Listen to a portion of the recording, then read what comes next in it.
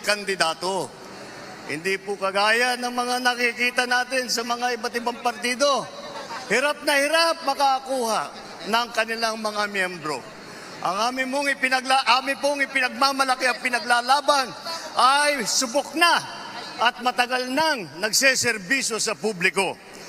Hindi po ay naaawa rin po kuminsan sa ating mga katunggali dahil nagmamakaawa para makakuha ng mga malalakas at magagaling na kandidato. Di tulad ng iba, karampot lang ang kandidato. Dito po, buo kami. Hindi lamang buo sa numero, ngunit buo ang loob para ipaglaban ang kapakanan ng bawat Pilipino at ang buong Pilipinas.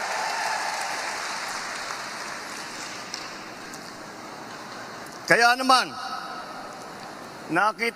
nagtataka nga ako, parang yung mga iba na naging kandidato, nag-deliver lang yata ng suka, nabigyan na ng certificate of candidacy.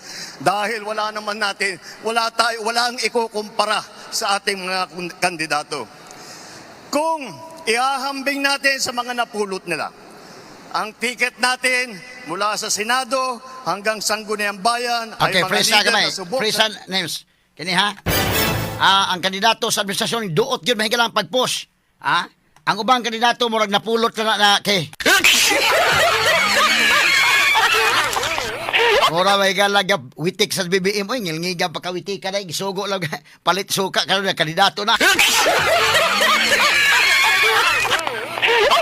Naapil sa pamakino inig si Kiko ni pulot ani kalakiha. Sila si Batog Bungo o guban pa mga sukit tig pamina. Kaya ito lagi katawa be gamay lang ha kaya ito pabati po na kang lining nga speech karong taon. Kaya sige padayon tang BBM. Ihahambing natin sa mga napulot nila. Ang ticket natin mula sa Senado hanggang Sangguniang Bayan ay mga leader na subok sa serbisyo. Magandang record na pwedeng ipagmalaki kahit kanino. Kung kilatisin natin ng isa-isa, napakatingkad ng ating kakayahan, ng kanilang kakayahan at ng mga pambato para sa pagbabago.